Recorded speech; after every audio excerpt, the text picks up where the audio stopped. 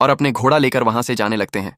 तभी वहां एक पेड़ पर बहुत सारे खूबसूरत गुलाब देखकर उसमें से एक गुलाब को वह तोड़ लेते हैं, क्योंकि घर से आते समय बेल ने उन्हें एक गुलाब का फूल लाने के लिए कहा था।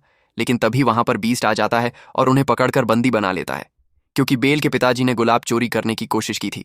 पर तभी उनका घोड़ा वहां से भागकर सीधे घर में चला आता है और बेल उसे देखकर समझ जाती है कि उसके पिता किसी मुसीबत में हैं। इसलिए वह घोड़े को साथ में लेकर अपने पिताजी को ढूंढने के लिए निकल जाती है और वह घोड़ा बेल को रास्ते दिखाकर उस महल के बाहर ले आता है। इसके बाद बेल महल के अंदर आती है और अंदर आते ही वहां पर रखे एक कैंडल स्टैंड और एक घड़ी आपस में बातें करने लगते हैं और कहते हैं कि देखो, ये कितनी खूबसूरत लड़की है। ये शायद वही लड़की है जो हमें जादू से मुक्ति दिलाएगी। तभी बेल इन दोनों की बातें सुन लेती है और कहती है, वहां पर कौन है? और थोड़ा सा घबरा जाती है क्योंकि वहां पर कोई भी इंसान नहीं था। इसके बाद वह कैंडल स्टैंड और घड़ी के पास आने लगती है और तभी उसे अपने पिता की आवाज सुनाई देती है। तो कैंडल स्टैंड उठाकर वह ऊपर की तरफ चली जाती है, जहां पर उसके पिता को बीस्ट ने बंदी बनाकर रखा था। और उसके पिता उसे देखकर कहते हैं, यह एक जीता जागता महल है, तुम यहां से चले जाओ, इससे पहले कि वह हैवान तुम्हें देख ले। पर इससे पहले बेल वहां से निकल पाती।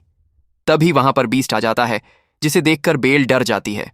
पर वह भी बीस्ट से कहती है, मैं अपने पिता से मिलना चाहती हूं, उन्हें छोड़ दो।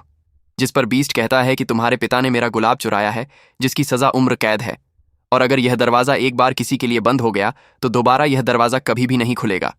लेकिन बेल कहती है कि मुझे अपने पिता से एक आखिरी बार मिलने दो, जिसके बाद वह बेल के लिए दरवाजा खोल देता है। तभी बेल अंदर जाकर अपने पिता को बाहर धकेल देती है और दरवाजा बंद कर देती है, क्योंकि बीस्ट ने कहा था कि एक बार दरवाजा बंद हो गया तो दोबारा कभी नहीं खुलेगा। जिसके बाद बीस्ट बेल के पिताजी को कुछ न करके बाहर ले जाकर छोड़ देता है और बेल उस कैद खाने में ही रह जाती है। अब कुछ समय के बाद कैंडल स्टैंड आकर वह दरवाजा खोल देता है और बेल के सामने आकर बात करने लगता है, जिससे बेल डर जाती है। तभी वहां पर वह घड़ी भी आ जाता है और बेल से कहता है कि हाँ, यहाँ पर सभी चीजें बात कर सकते हैं और डरने की कोई जरूरत नहीं है। जिसके बाद वह बेल को अपने साथ चलने को कहते हैं।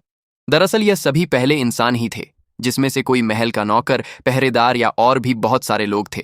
पर जादूगरनी ने जब श्राप दिया था तो शहजादे के साथ साथ महल के सभी लोग कोई ना कोई चीजों में बदल गए थे, और यह लोग बदलने के बाद भी अब चल फिर सकते हैं और बातें भी कर सकते हैं।